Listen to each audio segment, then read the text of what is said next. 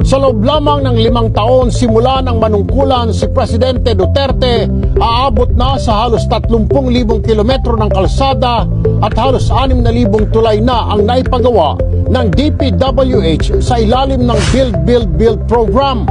Aabot naman sa mahigit 200 airport at halos 500 seaport projects ang natapos ng DOTR. Simula 2016 hanggang sa kasalukuyan, nakapagtapos na ang Department of Transportation at ang TPA ng 451 seaport projects.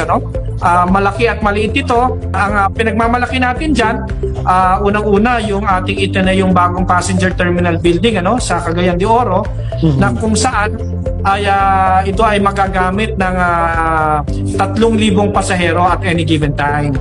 Sa mga riles at tren naman, meron ng DOTR na 6 na naglalakihang proyekto. Ito po clearly is Duterte legacy. Kasi pagka nakita nyo po ito, it has not happened before.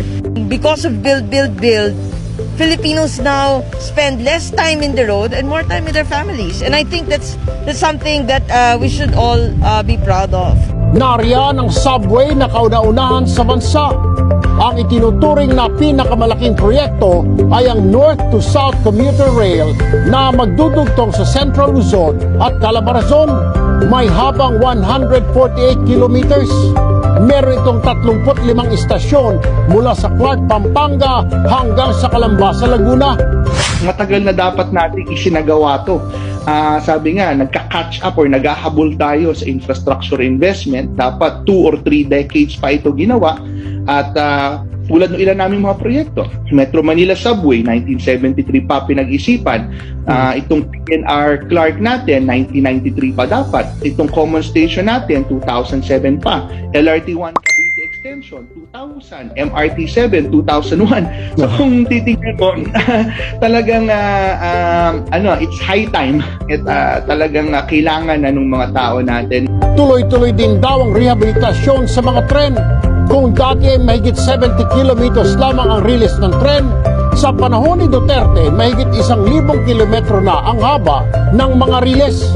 Mula rin sa 61 train stations noong 2016, ngayon ay meron ng 168 na istasyon ng tren. Ang isa sa mahalagang nagawa ng administrasyon ito ay yung masigurado na may pondo na. May pondo na ang lahat ng mga proyekto natin sa riles. Nagtapos tayo ng 2020, so as of December 2020, ay meron tayong 1.7 trillion. Double time at halos 24 oras na raw ang